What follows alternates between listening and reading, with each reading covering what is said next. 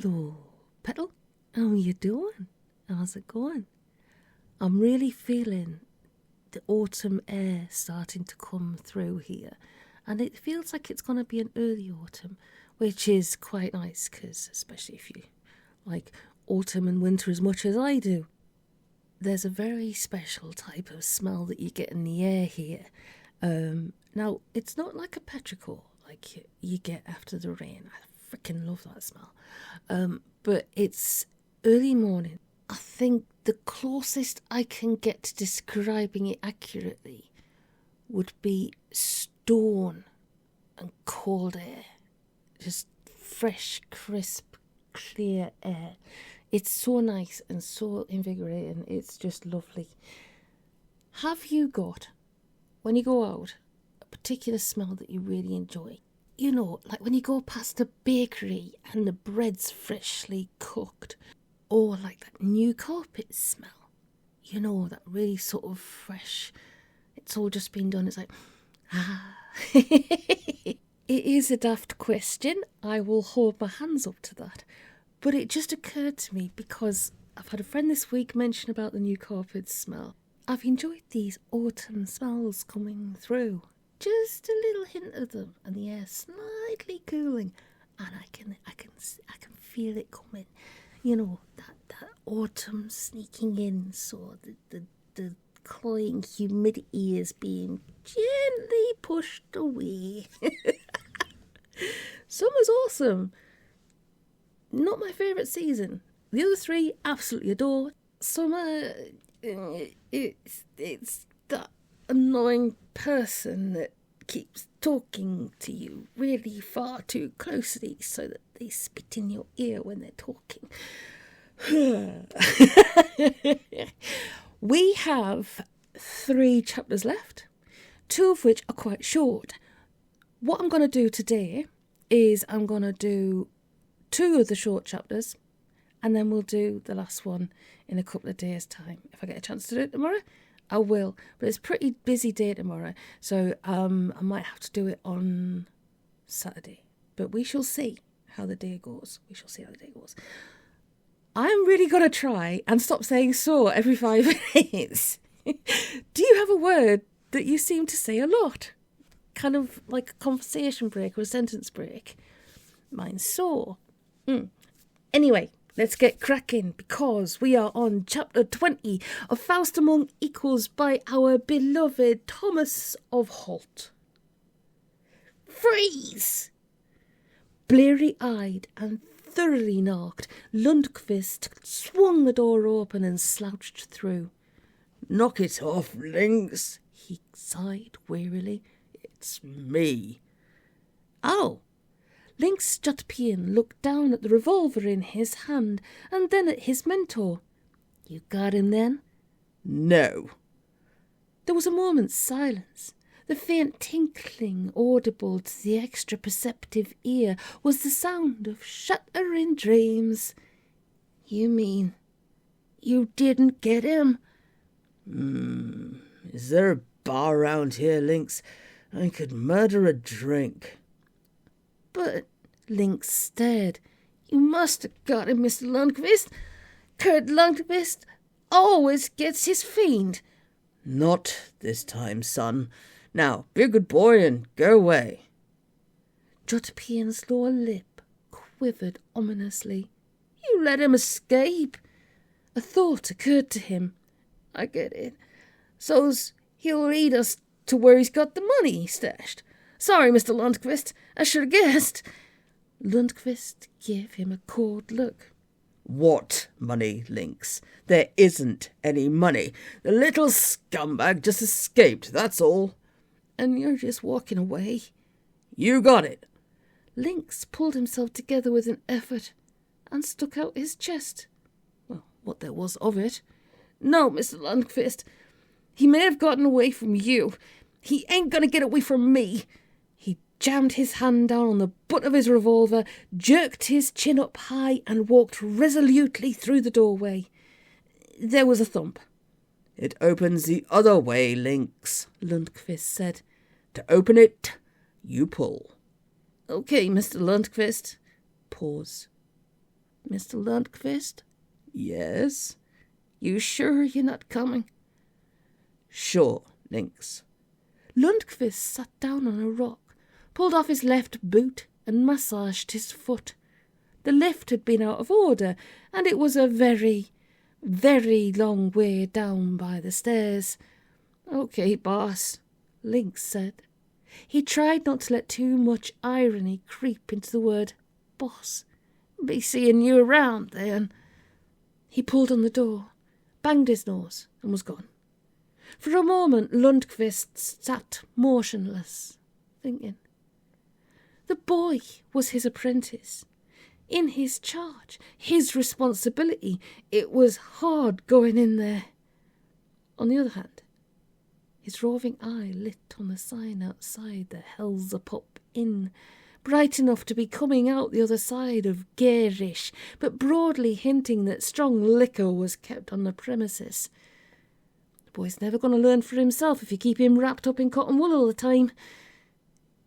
But he got up, put on his boot, and pulled open the door.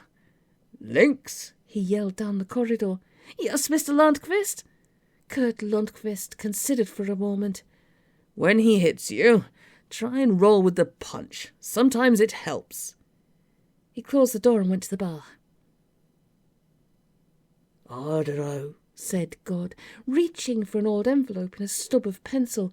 "Could work, I suppose." George held his breath. Maybe Lucky George was the right name for him, and he'd been riding his luck all these years, but luck's rather like sponge cake. It's always better if you make it yourself.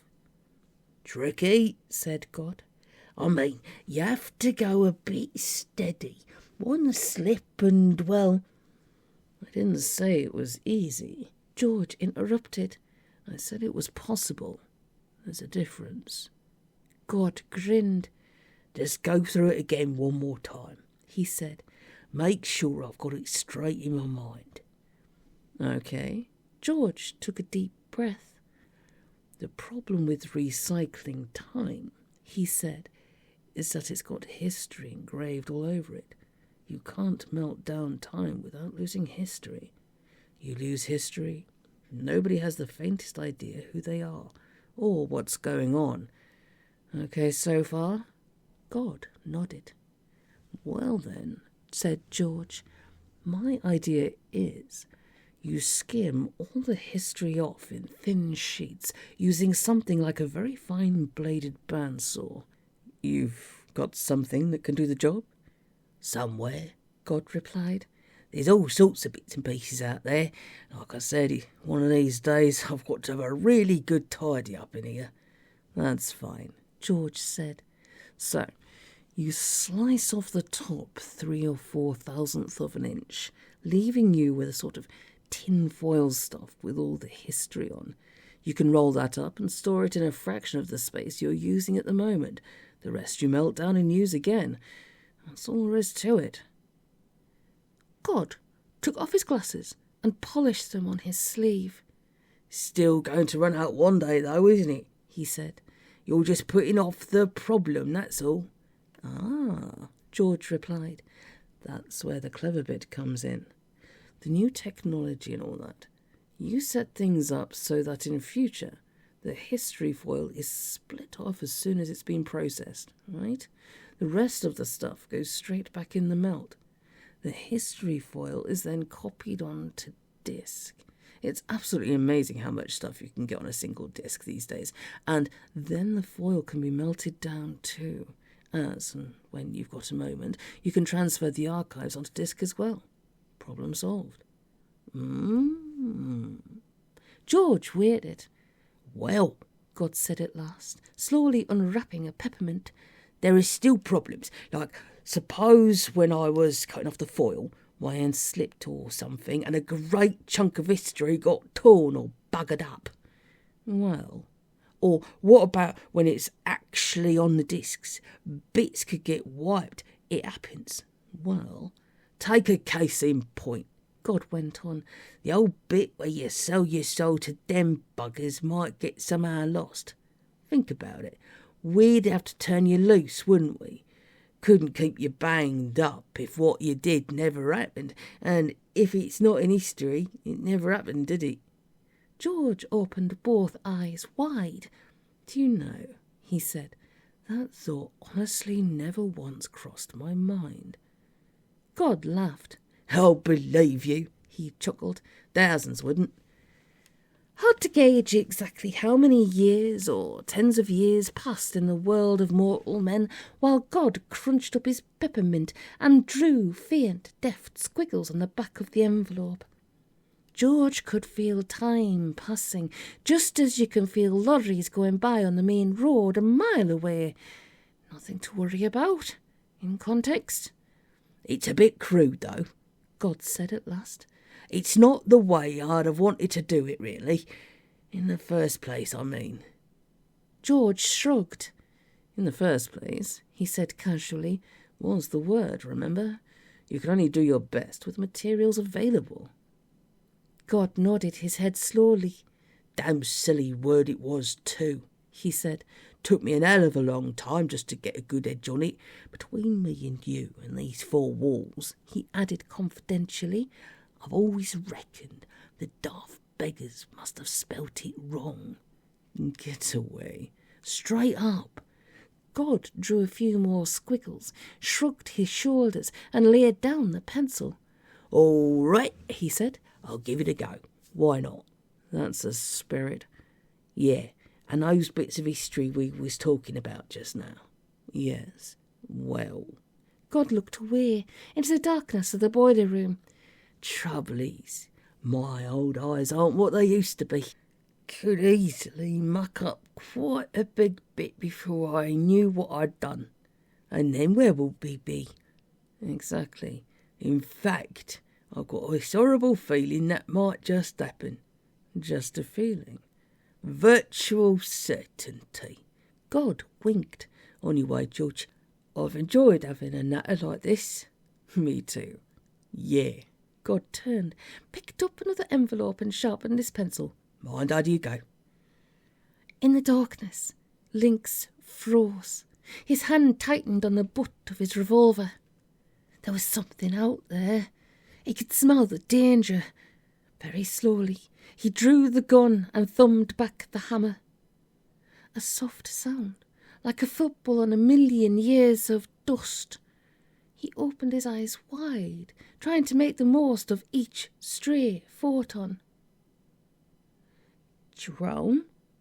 Inside him, his heart turned to water. Suddenly the gun became heavy, far too heavy to hold. His arms sagged, as rigid as overcooked tagliatelle.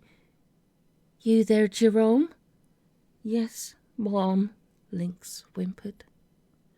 Jerome Jotapian, I've been looking all over for you. What do you mean by sneaking out like that and worrying us all near to death? Sorry, Mom. As she loomed up in the darkness, instinctively Lynx shrank back. You just wait till your part gets home, said Mrs. Jotapian. He is going to get wrong of his mum. Apologies to our erstwhile and wonderful American friends out there for that accent, but still it was fun.